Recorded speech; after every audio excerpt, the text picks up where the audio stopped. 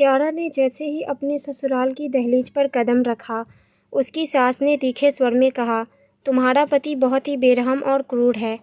वह किसी पर दया नहीं दिखाता। तुम्हें क्या लगता है, शादी के बाद तुम यहाँ आराम से रह पाओगी? यह सुनते ही क्यारा के पैरों तले ज़मीन खिसक गई। वह पहले ही आंखों में आंसू लिए अपने मायके से विदा हुई थी और ससुराल आते ही ऐसा झटका लगा कि वह अंदर से सहम सी गई।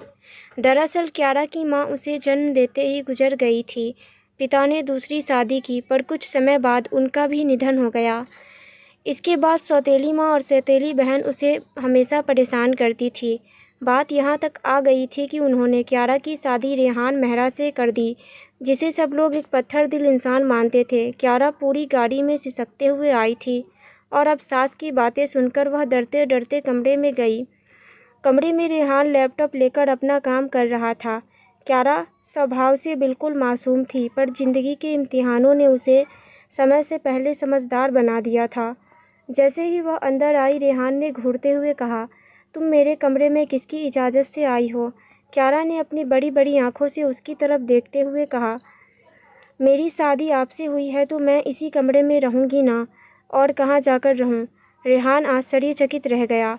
आज तक किसी ने उसकी बात का ऐसा जवाब नहीं दिया था, पर आखिर वह उसकी पत्नी थी, इसलिए उसने कुछ नहीं कहा। अगले दिन जब क्यारा उठी तो उसने देखा कि डाइनिंग टेबल पर उसका पति बैठा खाना खा रहा था। क्यारा ने डरते हुए मन में सोचा, ओ गॉड, कहीं यह मेरी सौतेली माँ की तरह मुझ पर चिल्लाना शुरू ना कर दे। मैंने तो खाना भी नहीं बनाया और इतनी देर तक सोती रही।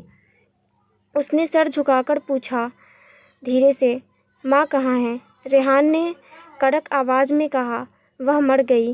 क्यारा ने चौंक कर पूछा, क्या मर गई? रेहान ने जवाब दिया, हाँ, जो बाहर है वो मेरी सौतेली माँ है। तब क्यारा को समझ आया कि उसकी सौतेली सास ने उसके साथ ऐसा व्यवहार क्यों किया था। उसने रेहान से पूछा, तुम अपनी माँ से ऐसे बात क्यों करते हो? रेहान ने कहा, वह इसी के लायक है। क्यारा को पूरी बात समझ तो नहीं आई, पर उसने ज़्यादा सवाल जवाब नहीं किए। धीरे धीरे कुछ दिन बीते तो क्यारा को महसूस हुआ कि उसका पति क्रूर नहीं है जितना लोग कहते हैं।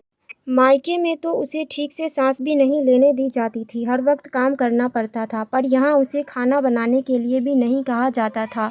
रेहान खुद चुपचाप सब कर लेता था। क्यारा को अपना ससुराल मायके के पिंजरे से कहीं ज़्यादा आज़ाद कमरा लगने लगा।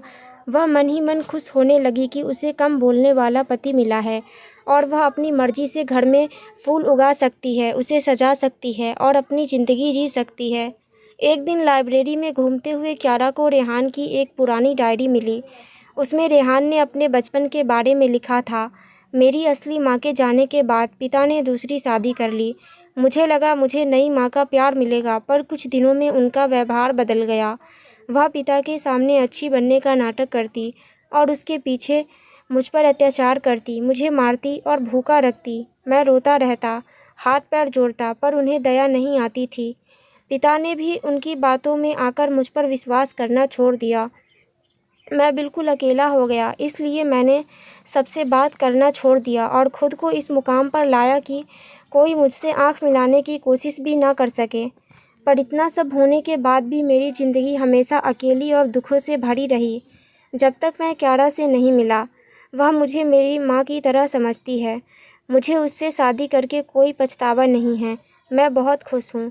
यह पढ़कर क्यारा की आंखों में आंसू आ गए। जिसे लोग बाहर से सख्त और बेदर्द समझते थे, उसका अतीत कितना दर्दनाक था। तभी उसके हाथ से एक और किताब गिरी, जिसमें रेहान के बचपन और उसकी असली माँ की तस्वीरें थी। उसमें उसकी माँ ने अंत में लिखा था, मुझे पता है मैं इस दुनिया को छोड़कर जा रही हूँ, पर मैं यह डायरी अपने बेटे के जीवन के साथी के लिए छोड़ रही हूँ। मेरा बेटा ऊपर से कड़वा लग सकता है, वह अपनी बातें किसी को नहीं बताता, पर जिससे प्यार करता है उसे कभी खुद से दूर नहीं करता। मैं अपनी आने वाली बहू से कामना करती हूँ कि वह मेरे बेटे का ख्याल रखे। क्यारा ने सोचा कि अगर वह अपनी सौतेली सास की बात मानकर रेहान से दूर रहती तो कभी इस सच को नहीं जान पाती और आज इतनी खुश न होती। अब उसके दिल से रेहान का डर बिल्कुल निकल गया और वह उससे बिना हिचकिचाहट के बातें करने लगी। रेहान का स्वभाव भी पहले से बहुत बदल चुका था। एक शाम रेहान ऑफिस से आया और मुस्कुराते हुए बोला, चलो आज कॉफ़ी गार्डन में ही पीते हैं। जैसे ही क्यारा गार्डन में गई वह हैरान रह गई। वहाँ चारों तरफ रंग बिरंगे गुलाब के फूल खिले थे। रेहान ने पूछा, तुम्हें कैसे पता मुझे गुलाब पसंद है? क्यारा ने मुस्कुराकर कहा, बस मुझे पता चल गया। रेहान ने बताया, बचपन में मेरी सौतेली माँ ने मेरे सारे गुलाब के पौधे उखाड़ कर फेंक दिए थे। तब से मैंने गुलाब लगाना छोड़ दिया और मेरी ज़िंदगी की खुशियाँ ख़त्म हो गई। पर अब मेरा मन करता है कि मैं अपनी पसंद की चीज़ें करूँ।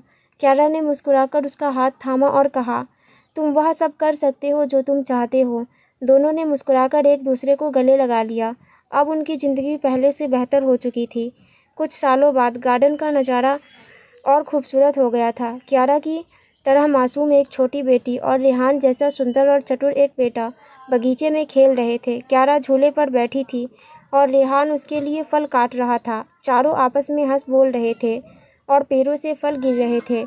वर्षों के पतझड़ के बाद आखिरकार उनकी ज़िंदगी में खुशियों की बहार आ चुकी थी और वे सब एक साथ बेहद खुश थे। क्यारा के आने से रेहान की ज़िंदगी पूरी तरह संवर गई थी।